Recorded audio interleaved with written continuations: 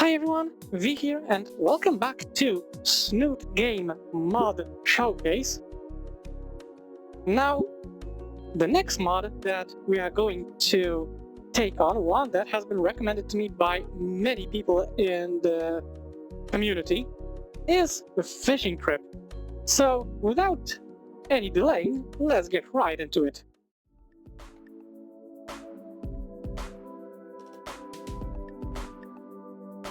Thursday afternoon. It's been a few weeks since that date I had with Fang. Speaking of Fang, she said she had some stuff to take care of, so I'm on my own tonight. I'm looking forward to an enjoyable night of video, maybe rock ring too. I'm still hesitant on a Laro run. I sit down on my bed and stretch as I boot up my X-Rocks.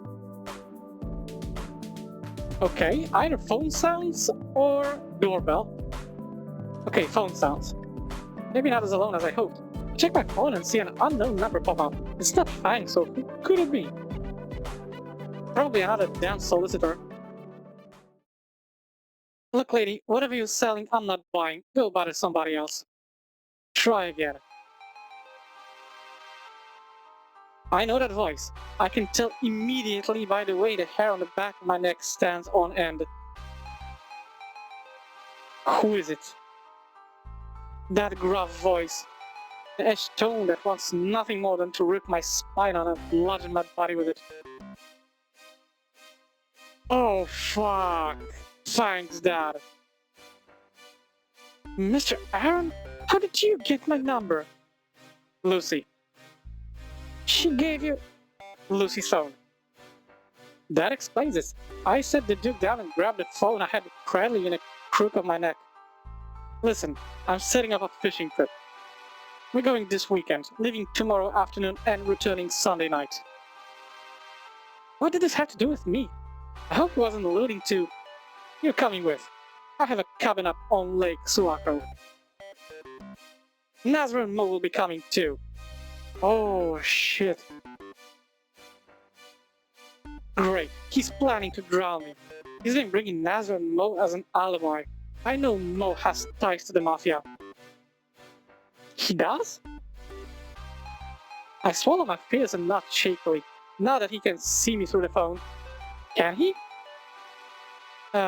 Okay, sure. Be at my home after school tomorrow. We're taking my car. I find myself struggling to give a coherent response. Yes, sir. And make sure you pack everything you need. We aren't making stops along the way. Will do. Don't sound so meek, Anon.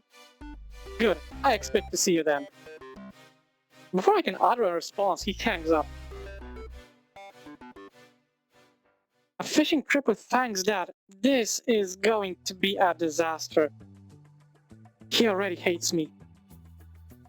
I mean, he doesn't hate you, at least considering what Nazar said. But fishing is pretty damn relaxing. I like fishing. If I only still had my fishing poles.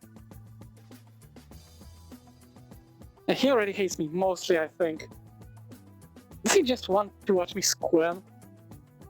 I think he's trying to somehow get a read on you and connect with you.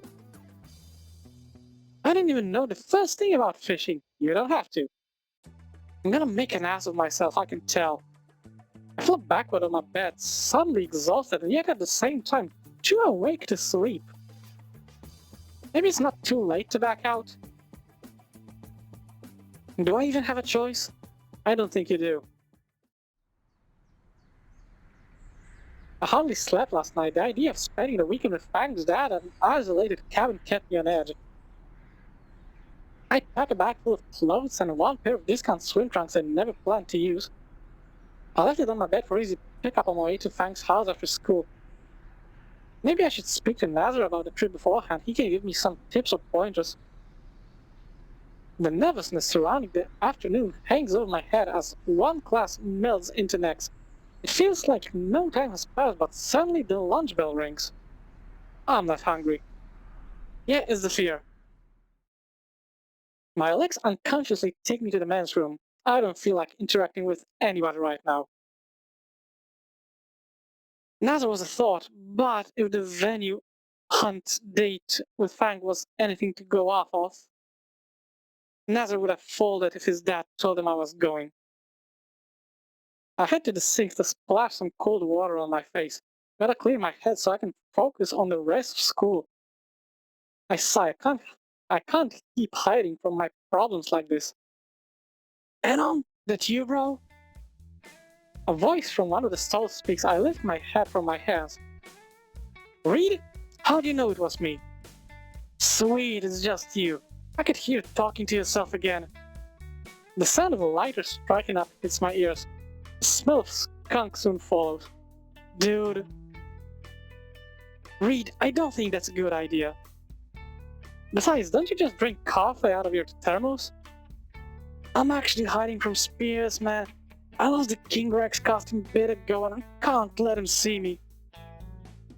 What do you mean you lost the costume? How? Reed giggles and snorts as a fresh puff of smoke billows around his skull. Aliens, man. I wait for him to elaborate further, but he stays silent as he takes another audible drag of his bong. Dude. Wait a second. I just got an idea. Reed's looking to hide from Spears. I need backup to ensure I don't end up at the bottom of Lake Sulaco in a pair of 7 shoes. That's actually a pretty good idea. Hey Reed, how would you feel about coming on a fishing trip this weekend? You know, to lay low. Okay, that's actually pretty fucking genius. Me? Are you sure, man? I know you and Fag are still spending alone time together. Actually, this is gonna be a guy's fishing trip. Fang won't be coming. It'll be me, Nazar, Mo, and Fang's dad. Bros weekend? Hell yeah, man. There's another audible puff. Count me in, dude. Good, with Reed there, hopefully it will dissuade Mr. Aaron from any hostile acts. One question remains though. Do I have Reed meet us at the lake, or just meet up at Fang's place? At the lake, dude, at the lake. If he tells me to Fang's, he can be there to help me persuade Mr. Aaron to let him come with. Or I could have him meet us at the lake, that way Reed's already there and it'll seem like a coincidence. That's exactly the point. You do not want to make it look like you're pussing out and asking someone to come with you. Yep. Okay, good. I can make a choice. Meet at the lake, that's a no-brainer. Yeah, coincidence might be a better route. That way Mr. Aaron won't know that I invited Reed behind his back. Can you meet us at Lake Sulaco? Reed coughs and snorts again. That's like the lake I lost the costume at, bro. Did you follow me out there? He lowers his voice to a whisper. Are you an alien? Is that why you're bald? Dude, come on. Get a fucking grip. That's a pretty nice coincidence, though. Just kidding. No, you weren't kidding, dude. I know you weren't kidding. Right? Yep. What? What? No, that's like Mr. Aaron cabin is on. Just pretend like it's a coincidence that we meet up there. I got a feeling if I bring you along without telling Fang's dad, he won't be too happy. Do you know the route to the lake? Well, first you're gonna want to get in your car. Then you're gonna want to start your car. Jesus, fuck, dude. I know that this is Scarface speaking through him, but get a fucking grip. A lot of people get halfway to the lake and then realize they forgot to start their car. Reed. What? Reed belts out a wheezy laugh. Relax, bro, it's just a bit lake humor. He's lost me. Sure, just meet us at the lake after school, okay? You got it, hombre. Oh wait, before you go. Reed reaches his hand out from under his stall. Can you snag me some TP? Come on. You check this shit before you sit your ass down.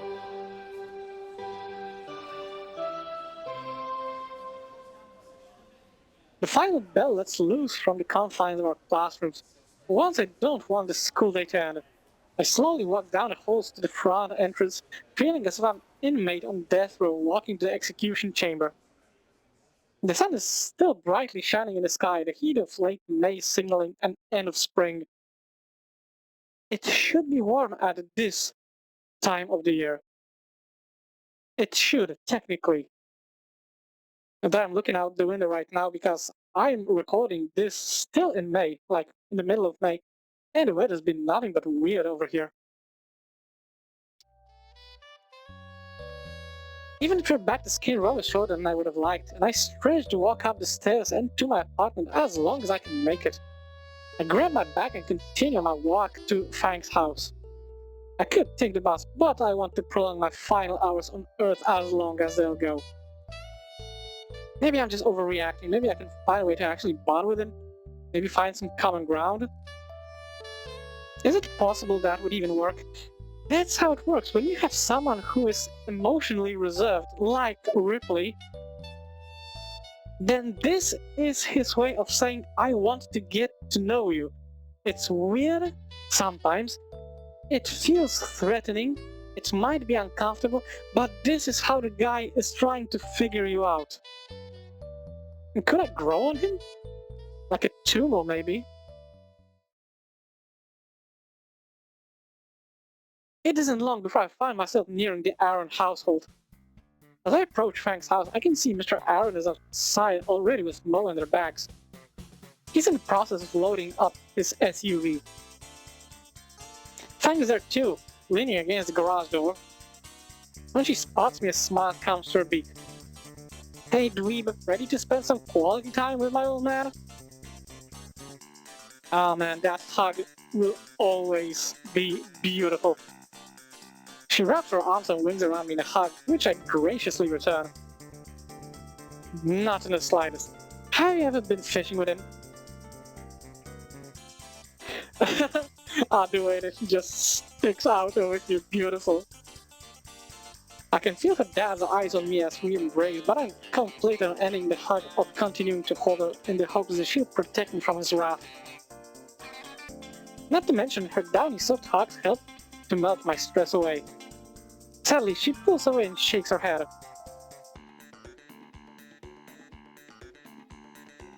Not a chance. I can't stand sitting in silence out on the boring lake. This is your hell now, not mine. You're actually missing out a lot. Fishing is fun. Gee, thanks, Fang. She scoffs. I can still see Mr. Aaron's cold gaze on me out of the corner of my eye. He'll be fine. He knows I like you, so he won't do anything too bad. Probably. You're not helping. I'd rather be at home playing Rock Ring.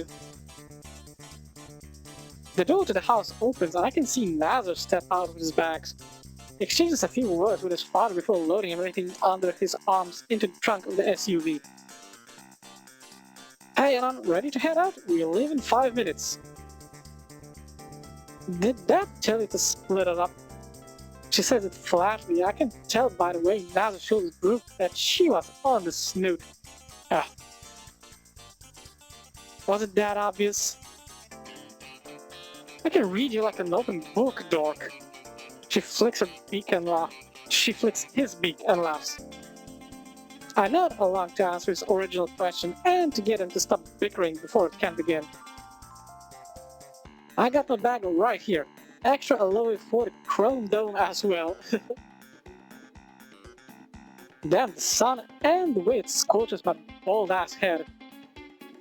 Yeah, I mean... Yeah, that...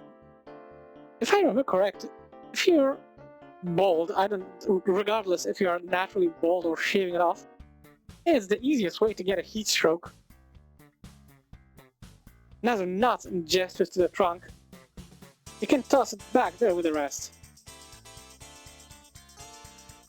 I nod as Fang gives me one last hug goodbye. I'll see you Sunday night, okay? If I'm not dead. She laughs as she pulls away and heads toward the house. turning back just before she goes through the door to give me a comforting smile, melting away some of my concern. So, how often does your dad do these trips? Fishing trips? About once every other month. I've only been on a couple. Usually it's just him or him and Mo. Is there enough room at the cabin for all of us? Nazo looks down and rubs the back of his neck. There's only 3 rooms, so chances are we'll have to share. I shrug. I'm used to sleeping in a crappy twin bed, so a wide open floor will be a welcome change of pace. I mean, as long as they don't share the same bed, then it's good. If someone told me that we gotta share the bed, I would be like, no, thanks, I'm good sleeping on the floor.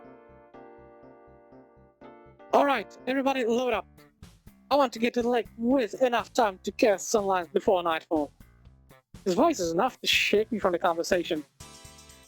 Nazo gives me a pat on the shoulder and heads to the car. Just a heads up, I'm not sitting behind Mo. Well, I didn't know we were calling seats. Right. Oh my god, that song from the radio. No. Wait, and... Okay. Fish and I have entered an alliance against... Okay. Me and Fish and I have entered on some alliance against a woman, I guess. Maybe there will be a shot of this later. But yeah, in this shot it also shows that Ripley is a fucking mountain of muscle. We finish loading up and get the SUV. It's pretty nice and still has the new car smell too. Mo has claimed shotgun. Realistically, is the only seat he can fit in. Nazo and I take the middle row of seats. Unfortunately, I'm stuck behind Mo. He likes to lean his seat back. Mr. Aaron says the drive will take an hour and a half, but every time I peek at the dashboard clock, it seems like time passes slower. And it's awkwardly silent. Mo turns his massive head back to get one of his eyes on me. He smiles wide with a toothy grin. So Anna, I hear he has been considering college, is that right? I sit up and nod, snapped out of my daydreaming. Yeah, I think I found some classes involving sound engineering. Sounded like something I could do. Well then, until college starts for you, you'll need a job, right? I know where this is going. I've already helped him before. Why not come work for old Mo? I could use an extra set of hands to throw some dough. I guess I could help out here and there. It'd be nice to have a little spending money. I'll need a source of income to stay in my apartment too, considering my lease ends in June. Sounds like a good way to learn responsibility. He'll take the job. Excuse you? Are you deciding for me? Wait, I didn't agree to this yet. Who said he could make decisions for me? My facial expression must have given away what I was thinking. I could see Ripley staring at me in the rear view mirror. He readjusts to get a better look at me. I suddenly lost my will to object. Though in this picture he looks a little bit less threatening than normally, but still. Sounds good. I can't wait to get you started. You fit right in. I do what I can to avoid continuing this conversation. So, what's the biggest fish you guys have caught out there? Nader puffs out his chest. I probably hold that title. I caught a giant gar a year back. It weighed about 200 pounds. It was about 5.5 feet long. Okay, so he truly is a fisherman. And by that I mean that it probably was just half that size at best. Yeah, he uses his hands to roughly measure out the size of the aquatic predator. I remember the trip. That was the time you got a fish down your pants, weren't it, Rip? Shut it. They continue on reminiscing while I gaze out the window. The cityscape gave way to a more rural sprawl about 15 minutes ago. We've met at least 2 nameless podunk tunnels and a handful of gimmicky tourist traps. Where's this place anyway? What about you, Anon? What? How often do you go fishing? I haven't. There aren't many bodies of water in rock bottom. Just swamps and the local reservoir. Hasn't even crossed my mind since I've been here in Volcaldera either. Hey, looks like we're popping his fish and cherry tonight then. Ugh. Don't say it like that. Yeah, that was uncomfortable. It can't be that hard, right? Just cast the line and wait for a nibble? Not even close. It's much more in depth. I offer a forced laugh at what I thought was an intentional pun. It's not a pun. Ah, I get it. In depth, like water, good one. It was not.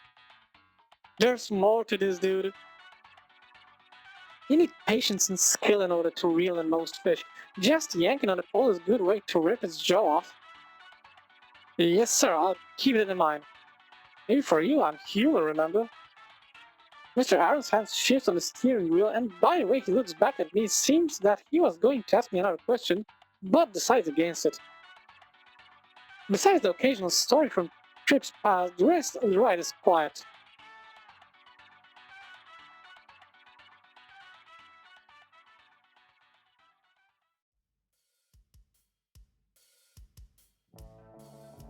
Okay. That actually looks pretty nice. Eventually we reach the lake.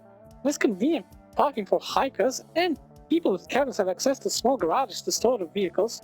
Wait, I need to take a look. Okay, so that's just a piece of land, okay, and a very shallow water. I thought something was floating in here. Mr. Aaron parks just outside one with Aaron last name labeled on the garage door. Everybody grab your gear, we'll offload it at the cabin and come back round to the dock. The boat should be moved there. Nazar turns back to me, gesturing to the bags at my feet. Keep up and grab the rest of the bags. Nazar was only holding a carry-on, thanks for the help. Holy shit, the weight! What's in these things, bowling balls?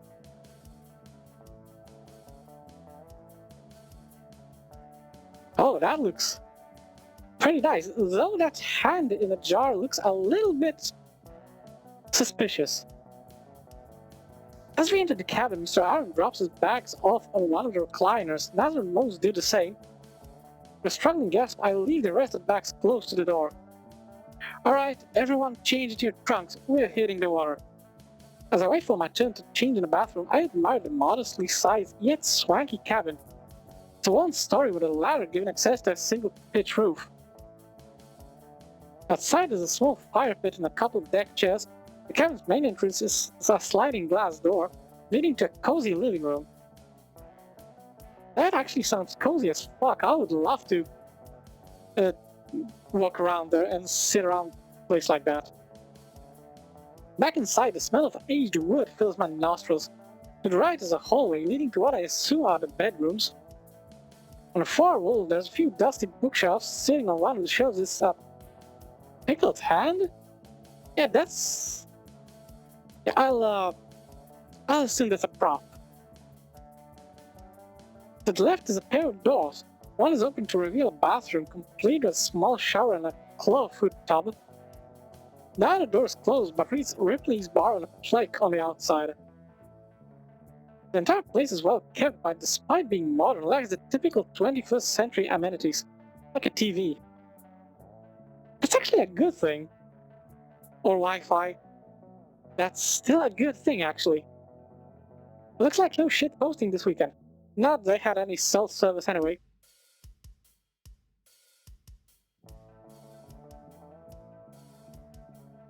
Gravity makes another attempt on my life as my foot catches on the net of the cheapo trunks. Fuck! I fell backwards and nearly bashed my head against the toilet seat. At least that one wasn't as bad as the bollard. Everything okay in there, Adam? You fall in? Oh, just practicing karate, kicking my own ass.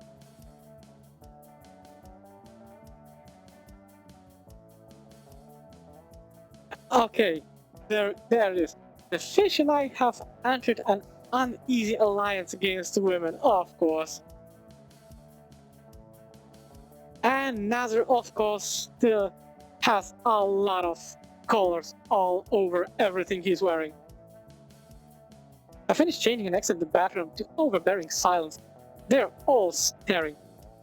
Maybe I should crack a joke? This feels like a serial killer's house.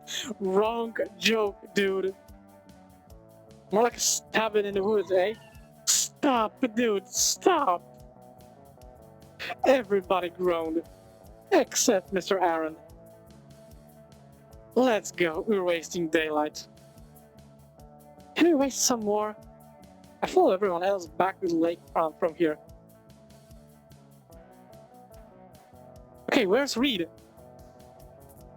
He doesn't strike me as a man who gets out much. And that scream. I nearly jumped as Fang's dad slows his pace to match mine.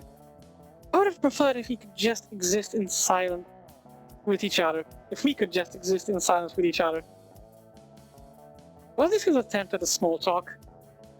No, sir. Only real time I go out was on the trails back home. Trails? I know as I remember rock bottom and all the dirt trails that ran like back roads through the woods. I'm pretty sure apart from me they were exclusively used by moonshiners. Or drug dealers. Yeah, whenever I wanted some peace and quiet I used to walk them, which was a lot. Mr. Aaron doesn't respond. I thought it was because of pity, but as I look back at him, I can see his eyes are squinting at an approaching van. Oh, holy shit. The windows are fogged up, and I can feel the deep throb of heavy bass music in my chest as it approaches. Chiraco. The van stops and the window rolls down to reveal Reed. Shit, I forgot I told him to meet us here. Whoa, Mr. Aaron? Anon? What are you guys doing up here? What a surprise! Sure, very convincing. He speaks in the most phoned-in tone I have ever heard. Reed, what are you doing here? Like, I come up here all the time to clear my head, you know? Right. I never see look between Reed and Mr. Aaron. It's clear the cop isn't buying the druggy story. God, what was I thinking? This just keeps getting worse. Anyway, what are you guys doing up here? Why'd you bring Anon? Mr. Aaron side-eyes me. I do my best to avoid a prosecuting glare. Ah, weekend fishing excursion. This is going to go great. Oh damn, really? You mind if I tag along? I was actually planning to do some fishing myself. We both mind, and Mr. Aaron's surprised he produces a well-worn rod from one of the seats behind him. Mr. Aaron face palms? Beak palms? That's actually a good question.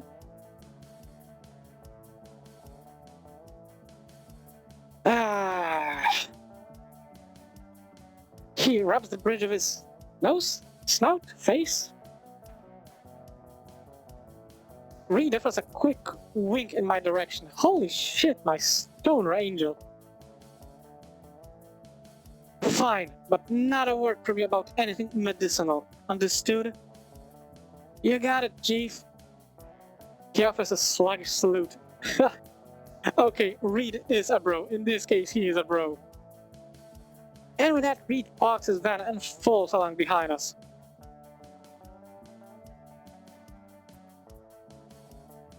Wait, excuse me? Yes. Shit. I know that a little bit is worn off, but okay, Hitler. But really? It's only the second time I've seen Mr. Aaron genuinely smile as he gazes upon his boat.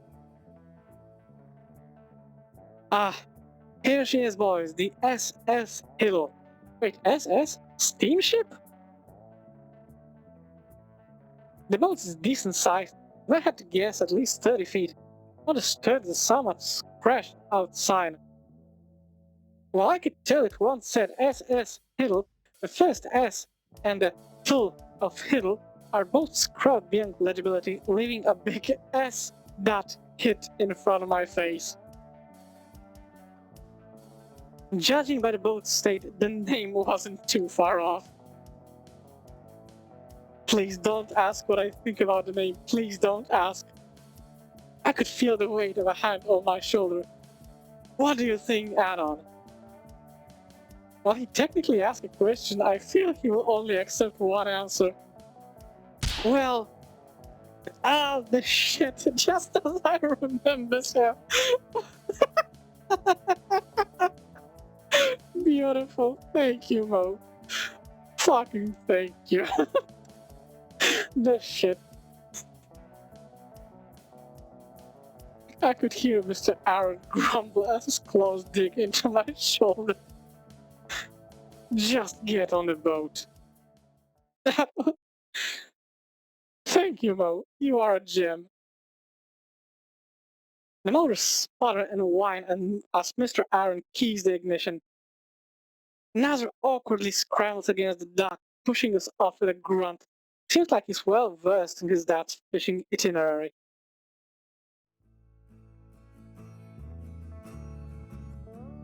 How long have you had this boat, Mr. Aaron? How old are you, Nazar? Nazar pauses before answering. 18, why? About 22 years then. That's a very fatherly mathematics. The boat is older than me. Is that a bad thing? When does one usually get rid of a boat?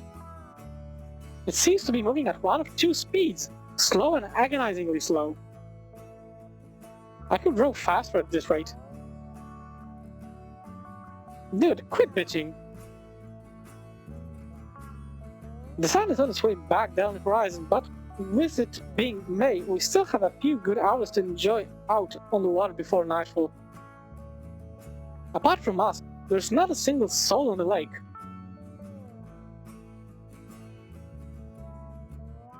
Mr. Aaron slows the boat to a stop. Looks like this is the spot. He eyes me again before turning back to the rods he brought. He takes one for himself and grabs an additional two. He has a black and orange rod to Nazar, then turns to me. He hands me a brown one, but holds it in his grip even as I attempt to pull it away. I'm lending one of my fishing poles this weekend, Anon. Do not break it. He doesn't need to add the or else after. I can piece two and two together. I mean, I fully understand. Not only good fishing poles are expensive, you get used to this stuff, how it feels in your hand. Yes, sir, I'll take good care of it. Good. With that, he nods to Mo, who flips open one of the tackle boxes he had brought with him. Ugh.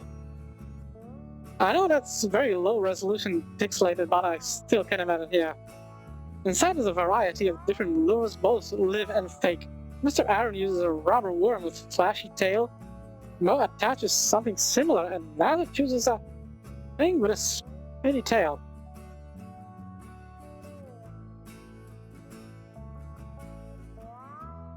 Okay, it's spinny tails, so fly fishing or trolling, I guess.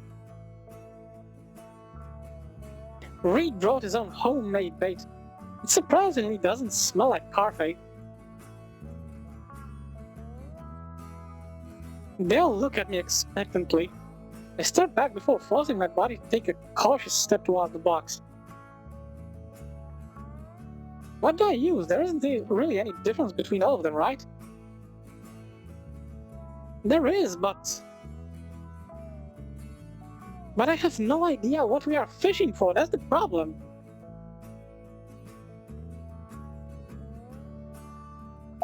Let's go with the flashy one. Oh, holy shit, stands out like a hooker on Skin Row. Even the rusty bits, good fucking god. I reach my hand in to grab my lure of choice. As I root around in the box, I can feel my finger brush one of the barbed hooks. I reel my head back as the others wait impatiently. Without thinking, I nab a glob of rancid smelling paste before smearing it on a hook. I can hear most snicker behind me, but I don't bother to look back. You could always ask, you know. Why is this so embarrassing? It's like all eyes are on me.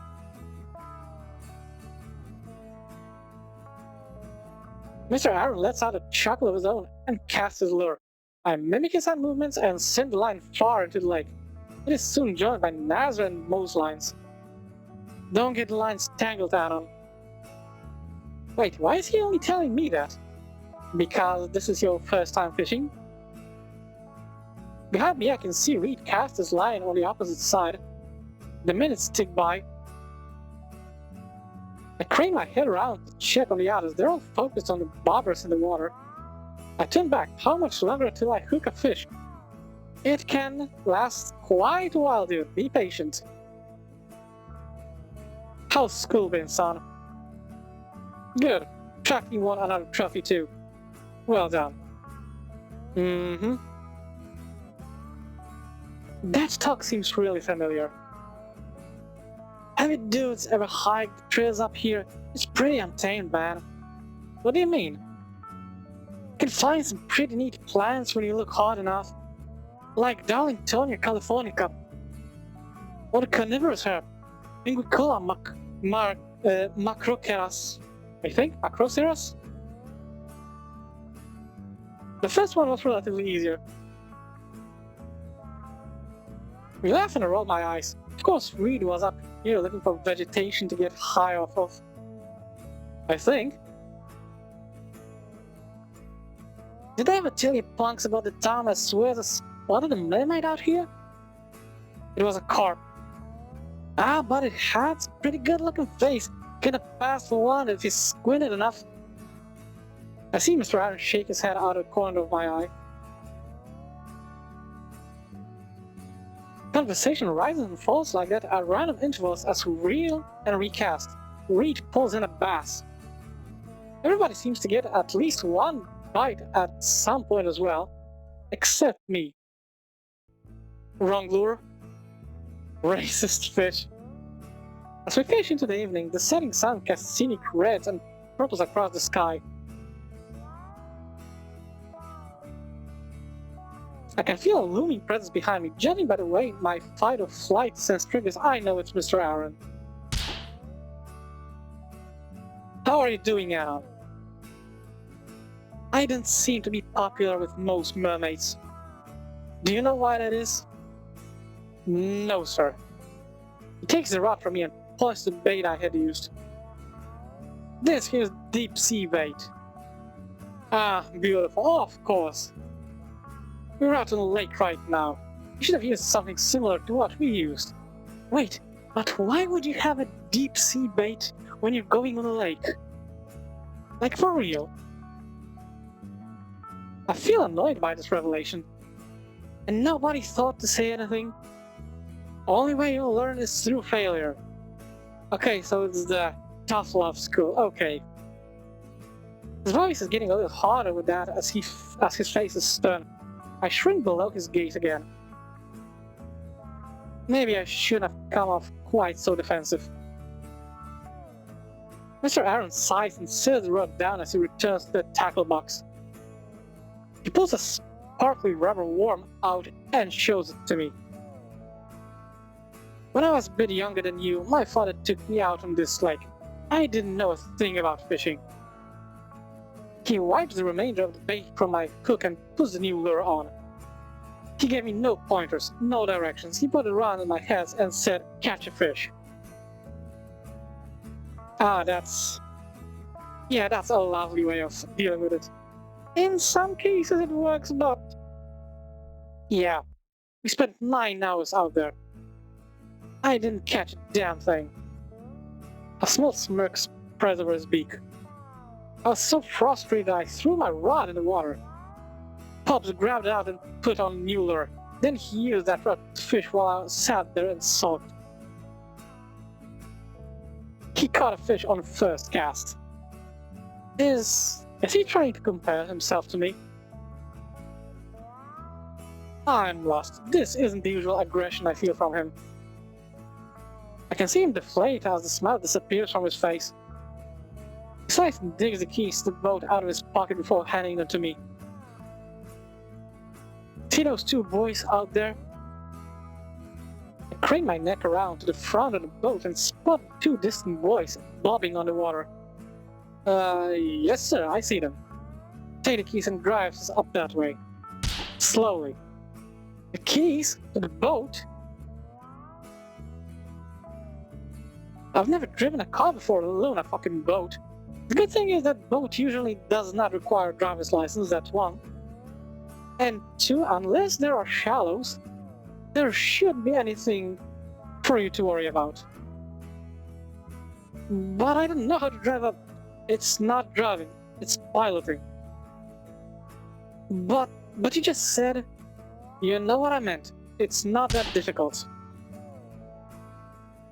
Push the lever forward slowly and keep a hand on the wheel. I have to rig the lines for trolling. Be careful, kid. Watch out for logs, stumps, rocks, icebergs, people, other boats, and lakeweed. Yeah, I think this is the only thing that can be relatively dangerous, the lakeweed, because if the propulsion gets entangled with this shit, then it will take an hour or two to clean it off. Yep, don't want the tweet catching the propellers.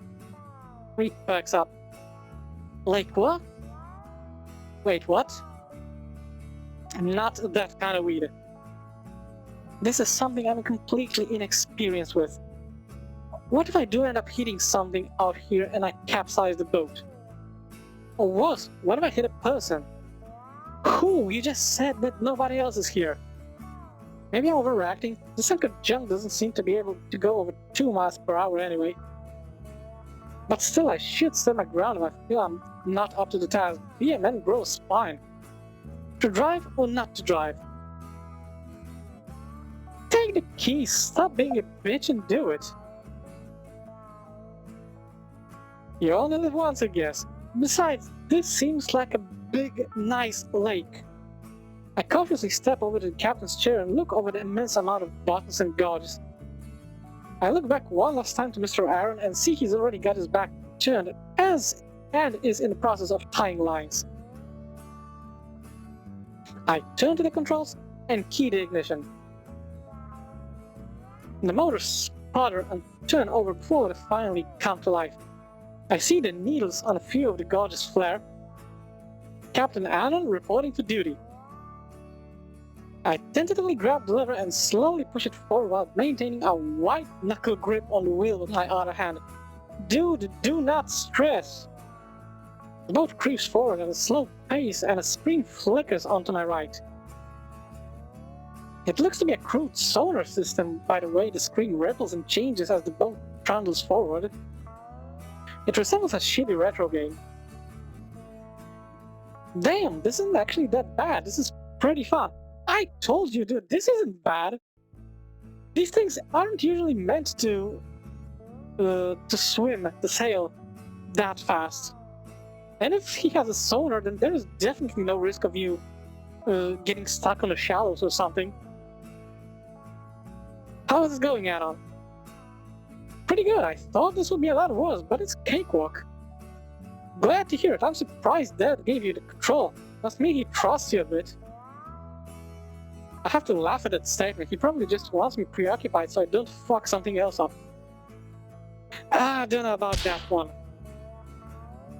Don't go selling yourself short, kid. Yeah, done good. I nearly jump as the T-Rex appears behind me. You're only doing better than I did when I first got to pilot.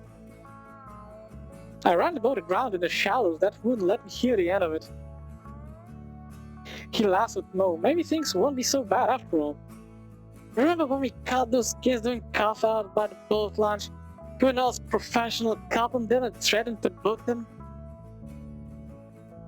I can't help but smile. Listening to them reminisce helped me relax as I steered the boat toward the boys like Mr. Aaron wanted. Somebody say coffee? Reed, don't stop. Wait, Was he wearing fucking Crocs? We all laugh as Reed hops down from somewhere on the roof. He had his rod in one hand and a strange bait mixture in the other. Come to think of it, what's in that stuff anyway? Hey Reed, have you ever been fishing before? Nope, I borrowed this rod from a collection of my grandpa's old junk. Works pretty well though. So what's in the bait then? Coffee? I kind of figured it had to be. Until I saw that weird look Reed was giving me. Okay, what? He shakes his head. No, dude. Like worms and chum and shit. I mean, I know that there were people who used to fish this way, like dumping some narcotics into the river or something like that. And the fish would just pop out, but I don't think this would work in small amounts over here. Eventually I'm able to expertly steer the boat into the area Mr. Aaron wanted. I check back and he gives me a thumbs up. The lines he set out allows them to trail behind as the boat moves. The boat sways gently in the calm waters, almost taking a moment to relax as our cast lines sit behind us. Mr. Aaron is handing out drinks he had brought along, beers for himself and Mo, and cold sodas for us underage folk. I down mine quickly and Nazar hands me another. So Anand, the humans still use spears and stuff to fish. Oh god. Seems like they come in handy in shallow waters. Nazar, please. You know, because he can't stand and throw it when the fish get close. He coughs to clear the awkward silence. I swear he does this on purpose. Maybe he's actually curious. Perhaps Jesus knows I'm just as bad. I'll throw him a bone to clear the air. Left it at home, spearfishing is a lot easier said than done. But we usually just use fishing rods like everyone else. That makes sense, yeah. Oh my god, he's really clueless. What about... Whoa! Most line snaps toward behind him, causing him to jump and stumble back a bit. Hey, looks like I hit something big! Real huddle closes, Mo snatches his rod up and yanks it back. Oh boy, the spunk's a fighter! The line cuts through the water back and forth, splashing as it stirs up even more ripples. Mo holds his pole close to his chest. It seems to be the only way he can actually hold it. Net. Also, that's something big. Mr. Aaron still holds his lifeless fishing rod. Before I can ask what he means, Nasser scrambles below deck, coming back up with a large fishing net he must have grabbed from one of the closets. Come on, ain't got all day. Coming. Careful, bro, watch the tail. I think I can see it. There's a sound like a cracking whip, and before any of us have time to react, Mo falls backwards onto the rest of us. Ah, damn it, old line snapped on me, I has it! I wish I could respond, but my lungs were crushed beneath the weight of the massive T-Rex on top of me. I see the light. Thankfully, Mr. Aaron pulls Mo off of me and I managed to suck sweet oxygen back into my lungs. That was him. You can tell by the way it fought. What, does this like have some legendary fish or something like that? You think so, Rip? I know so. The what? El Gigante. Okay. Did I just have a stroke? Was that a mariachi trumpet? Okay. A monster of a catch, if he can ever be caught. Mr. Aaron squints, scanning the local horizon. Pale and white, like the gossamer rays of the moonlight. Some say it was a salmon that swam upstream, from Mexico, that's caught up and tangled in a castaway block of... contraband? Legend says he swallowed it all without flinching. Reed helps me up and joins me as we listen to Mr. Aaron spin his fishtail. So, you guys think that's the thing we had on the line? Mo nods as he hovers over the tackle box and fastens a new hook to his line. The way it moves. He has a pattern. I can't tell you how many times I've seen it. Well, let's catch this beast then, brolos. Tomorrow, the sun's just about to set. A full day of fishing has me famished. Adam, take us to the shore. Okay. Piloting the boat has been easy so far, but this should be a cruise. I take my time as I spin the wheel and ease the throttle. I hope Mr. Aaron is looking.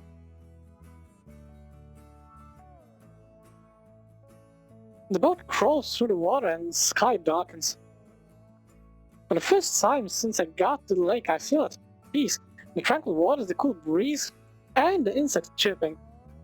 Yeah, that stuff can calm you down really well. I miss going fishing. I feel comfortable. Until the presence returns. Of course. You need help ducking the boat, Anon? Shit, do I?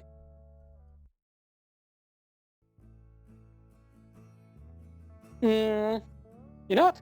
We've been doing quite well so far. I'm gonna try. I think I've got it. Yeah, I mean, if this was like a faster boat or something like that with a stronger engine, then maybe, but if this thing goes really slow, then maybe it will work, especially that Rip apparently trusts us, so yeah. Hell yeah, I do. Mr. Aaron gives a small nod. Good man.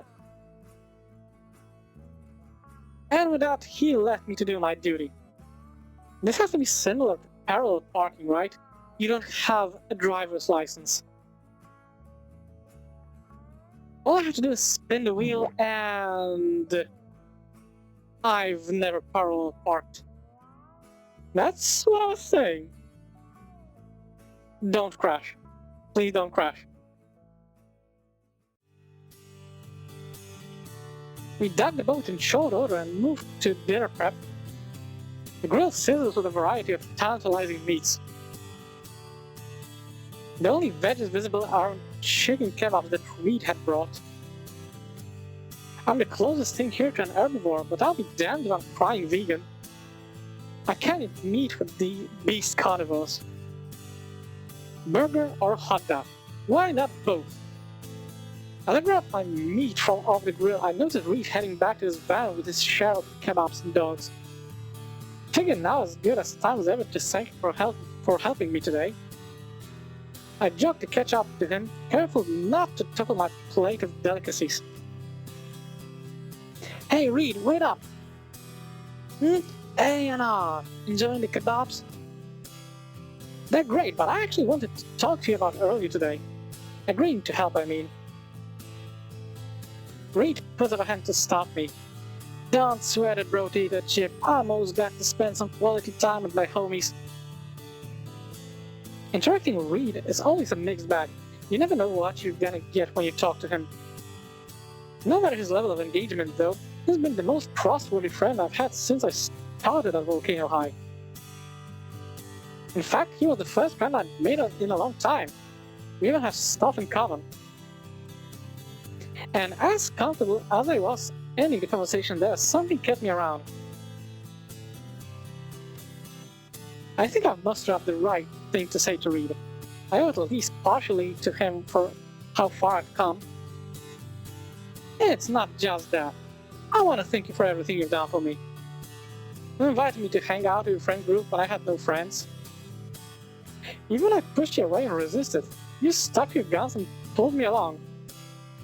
Crazy shit and all. If it wasn't for you, chances are I'd still be a loner looking to just piss the school year away. I am a big time Reed. I just want you to know I really am glad you're my friend. That's actually That's actually pretty darn wholesome. A genuine smile spreads across Reed's snout as he nods along to what I have to say. Bro, that's some deep stuff. He hesitantly pats my shoulder as he absorbs my words. If he speaks again, his voice is quieter. I clicked a little bit too fast. More genuine, with no slurred words. That really means a lot to me, man. I'm glad I could ride along with you through senior year. And for all the crazy problems we had to deal with so far, I really think the whole band is better off with you by our side. He gives me a single finger gun as he flops backward onto his helmet with his plate of food. Come on, take a load off so we can chow down. We can discuss poor life choices and laugh at our mistakes. That sounds pretty great to me. I'm starving.